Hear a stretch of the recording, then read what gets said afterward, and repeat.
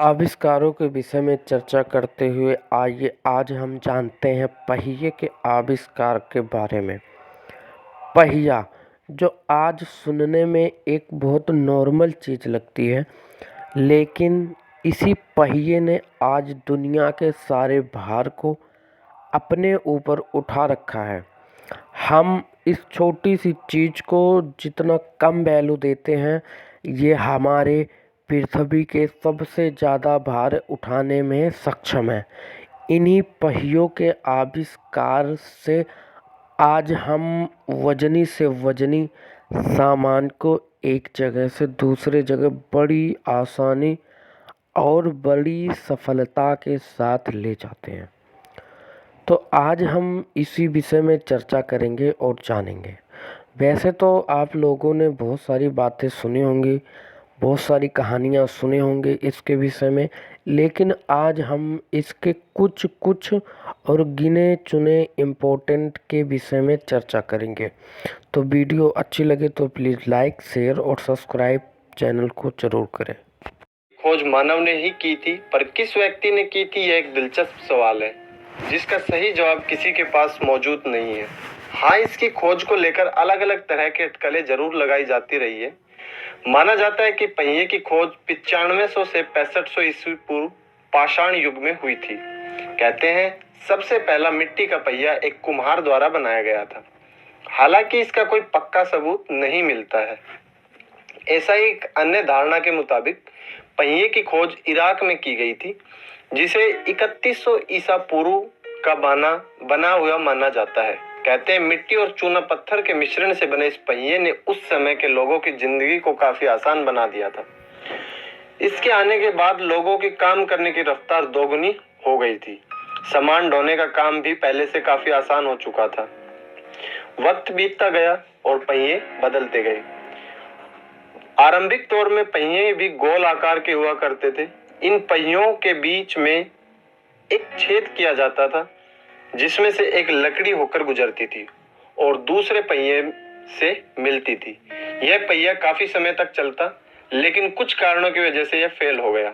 इसके बाद लकड़ी के पहिए बनाए गए, पर वह भी कुछ खास न रहे। बदलाव की इस कड़ी में मोटी डंडियों वाले एक नए किस्म के पहिए का बनाया गया। कहा जाता है कि हड़प्पा सभ्यता के लोग इसी पहिए का इस्तेमाल करते थे। उनकी बनाई गई कुछ कलाकृतियों में इसके प्रमाण मिलते हैं। डंडी वाले यह पहिए रथ, रिक्शा और ठेले जैसी चीजों में इस्तेमाल होते थे। 1870 तक मोटी डंडियों वाला यह पहिया चलता रहा। फिर इसमें बदलाव करके डंडियों को पतली तारों में तब्दील कर दिया गया। ऐसे पहिए आजकल साइकिल पर देखने को मिलते हैं। यह एक जमाने में गाड़ियों में भी इस्तेमाल हुआ करते थे। आज के दौर में मेट्रो, बस, गाड़ी, बाइक आदि में प्रयोग होने वाले पहियों का स्वरूप बदला है। टायर अपने आप में एक अद्भुत आविष्कार था। चाहे पहले के समय की घोड़ा गाड़ी हो या बैलगाड़ी, या आज के युग के वाहन, या फिर इन वाहनों को चलाने वाले इंजन, या फिर ऊर्जा पैदा करने वाले बड़े बड़े डैम, ये सभी पहिए के आविष्कार के बिना बेकार थे। आपको बता दें कि पहिया एक ऐसा यांत्रिक पुर्जा है जो चक्र के आकार का होता है और एक धुरी पर घूमता है। पुराने जमाने में जब पहिया नहीं बना था, तब सामान लेने और ले जाने में बहुत परेशानी का सामना करना पड़ता था। उस समय तक जानवर ही सामान ढोते थे, लेकिन जब पहिया बना तो जानवरों को आराम मिल गया और पहिए के आविष्कार ने इंसानी जिंदगी को बदल कर रख दिया। पर सवाल ये उठता है कि आखिर किसने किया था पहिए का क्रांतिकारी आविष्कार? सचमुच उस आदमी ने सबसे बड़ी क्रांति कर दी थी, क्योंकि उसके आविष्कार प्राचीन काल से लेकर आज तक प्रयोग किए जा रहे हैं। आपको बता दें कि इतिहास में सबसे पुराने पहिए के सबूत 3500 ईसा पूर्व के हैं, जो प्राचीन मेसोपोटामिया में पाए गए थे। वे लोग इन पहियों को मिट्टी के बर्तन बनाने में इस्तेमाल करते थे। हर जगह पहिए को लेकर जो साक्ष्य मिले हैं, उनसे पता चलता है कि पहिया बहुत सी चीजों से अपेक्षाकृत नया आविष्कार था। पहिए के जिस वक्त के सबूत मिलते हैं, उस वक्त तक इंसान पेचीदा समाज विकसित कर चुका था, जिसमें आर्थिक, सामाजिक और धार्मिक प्रणालियां मौजूद थीं। इस वक्त तक जानवरों को पालतू बना लिया गया था और कई सदियों से खेती की जा रही थी। इस दौरान तक हमने सिलने वाली सुइयां, कपड़े, टोकरियां, बांसुरियां और नाव वगैरह बनाना सीख लिया था। फिर सवाल ये उठता है कि पहिए के आविष्कार में इतनी देरी क्यों हुई? विशेषज्ञ इस देरी की वजह ये बताते हैं कि पहिए प्राकृतिक तौर पर नहीं पाए जाते। विशेषज्ञ बताते हैं कि इंसान को ज्यादातर आविष्कारों की प्रेरणा भौतिक संसार से मिली थी, मगर प्राकृतिक तौर पर ऐसे उदाहरण नहीं मिलते जिससे कि इंसान को ये प्रेरणा मिले कि पहिए काम के साबित हो सकते हैं। ऐसे में पहिया बनाना इंसान के आविष्कार करने की योग्यता का उदाहरण है। The horse, wheel and language के लेखक मानव विज्ञानी डेविड एंथनी बताते हैं कि ये बात ध्यान देने वाली है कि बात यहाँ किसी लुढ़कने वाले बेलन को बनाने की नहीं, बल्कि एक ऐसे पहिए की है जो कि एक धुरी पर घूमता हो।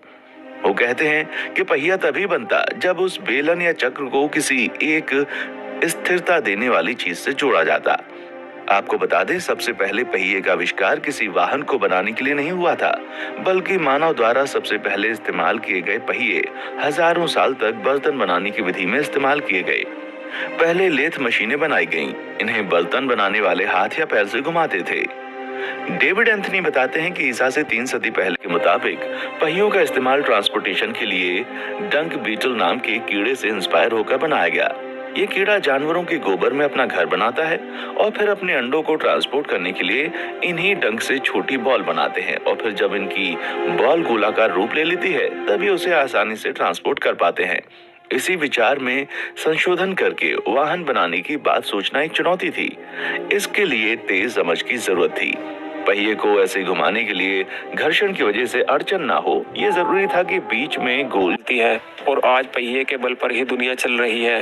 यदि पहिया ना होता तो आज सब कुछ रुका हुआ होता, और आज पहिए की रफ्तार इतनी तेज हो गई है जो भार ढोने के साथ साथ धरती पर लुढ़क कर वाहन को चलाने का काम भी करता है। केवल एक पहिया मशीन नहीं है, लेकिन जब एक धुरा को असर के साथ जोड़कर संलग्न किया जाता है तो पहिया और धुरा बनाता है। पहिए के आविष्कार ने मानव जीवन में एक क्रांति लाकर खड़ी कर दी। पहले लोग किसी भी सामान को उठाकर एक स्थान से दूसरे स्थान तक ले जाते थे, लेकिन जब पहिए का आविष्कार हुआ उसके बाद लोगों को भारी से भारी सामान एक स्थान से दूसरे स्थान तक ले जाने में कोई जोर नहीं पड़ता था। सबसे पहले पहिया पत्थर के टुकड़ों से बनाया जाता था, लेकिन बाद में धीरे धीरे बदलाव आते गए और पत्थर के बाद लकड़ी के पहिए बनने लगे। लेकिन आज के आधुनिक युग में अच्छे से अच्छे पहिए की आवश्यकता है और बड़ी से बड़ी कंपनियां आज पहिए बना रही हैं, और जिन्हें हम टायर भी कहते हैं। आज के आधुनिक युग में बहुत से धातु से भी पहिए बनाए जाते हैं। आज पहिए बोझ और रफ्तार के हिसाब से बनाए जा रहे हैं, और हर साधन के हिसाब से पहिया बनाया जाता है। और पहिए ने सबसे बड़ा विकास ये किया कि मानव अब चंद घंटों में ही धरती के एक छोर से दूसरे छोर पहुंच जाता है, लेकिन किन्हीं कारणों से अचानक नष्ट हो गई। यहाँ तक कि खुदाई में भी कई सबूत मिले हैं जिससे यह सिद्ध होता है कि पहिए का प्रचलन सिंधु घाटी सभ्यता के लोगों के बीच व्यापक पैमाने पर था। विश्व की सबसे प्राचीन सभ्यता सिंधु घाटी, जो 1500 से 3000 ईसा पूर्व पुरानी है, अवशेषों में प्राप्त खिलौने या हाथी गाड़ी भारत के संग्रहालय रखी गई है, जो यह प्रमाण देती है कि पहिए का आविष्कार भारत में हुआ था, न कि इराक में हुआ था। पहिए का आविष्कार महत्वपूर्ण आविष्कार माना जाता है, क्योंकि पहिए के आविष्कार से ही आज मानव जीवन गति कर रहा है और सब चीजें रफ्तार पकड़ी हुई है। यदि पहिए का आविष्कार न होता तो आज दुनिया इतनी तरक्की नहीं करती और एक जगह रुककर रह जाती। पहिया आदि मानव काल में भी उतना ही उपयोगी था जितना आज के युग में है, लेकिन आदि मानव पत्थर के पहले बनाकर सामान को एक जगह से दूसरे जगह पर ले जाते थे। उन पत्थरों के पहियों से बहुत जोर आता था, और आज के आधुनिक युग में तो इतने आधुनिक पहिए तैयार किए गए हैं कि कितना भी बोझ कितनी भी दूर के स्थान से दूसरे स्थान तक ले जाया जा सकता है। आधुनिक वाहनों में हवा से भरे रबड़ के पहिए होते हैं जो टायर कहलाते हैं। यह बड़ी आसानी से कितना भी बोझ एक स्थान से दूसरे स्थान तक ले जाते हैं। आज के वाहनों में रबड़ से बने हवा से भरे हुए टायर इसलिए इस्तेमाल किए जाते हैं क्योंकि उनसे इस वाहनों को सामान ले जाने में जोर काम आता है, और रफ्तार के लिए भी रबड़ के बने हवा भरे हुए पहिए इस्तेमाल किए जाते हैं। तो दोस्तों, इस गाड़ी या वाहन बहुत हैवी हो गई, इसलिए प्राणी जल्दी थक जाते थे। बारिश के मौसम में बैलगाड़ी के पहिए जमीन में फंसने लगे। यही दो प्रॉब्लम्स की वजह से स्पोक्ड व्हील का आविष्कार हुआ और सारा एक्स्ट्रा वुड निकाला गया और पहिया हल्का हुआ। दूसरा प्रॉब्लम सॉल्व करने के लिए मनुष्य ने पत्थर के रोड बनाए और उनके सरफेस को सॉफ्ट बनाया। इससे पहिया बारिश के पानी में भी नहीं फंसा और सॉफ्ट सरफेस होने के कारण झटके भी कम हो गए। ये दोनों प्रॉब्लम सॉल्व होने के बाद मनुष्य और ज्यादा स्पीड और कंफर्ट के बारे में सोचने लगा। कुशन, मेटल स्प्रिंग्स, ये सभी चीजें कंफर्ट बढ़ाने के लिए इस्तेमाल होने लगी। दोस्तों, आज से सिर्फ 300 साल पहले यानी कि 17वीं सदी में मनुष्य हॉर्स कैरेजेस से एक दिन में 30 किलोमीटर की दूरी तय करने लगा। अगर आप ये चीज आज से कंपेयर करते हो तो हम शहरों में 60 किलोमीटर प्रति घंटे की रफ्तार से आराम से ट्रैवल करते हैं और चंद घंटों में एक कंट्री से दूसरे कंट्री में एरोप्लेन से ट्रैवल करते हैं। स्टीम इंजन और कार के आविष्कार ने मनुष्य की रफ्तार और तेज कर दी। स्पीड यानी कि रफ्तार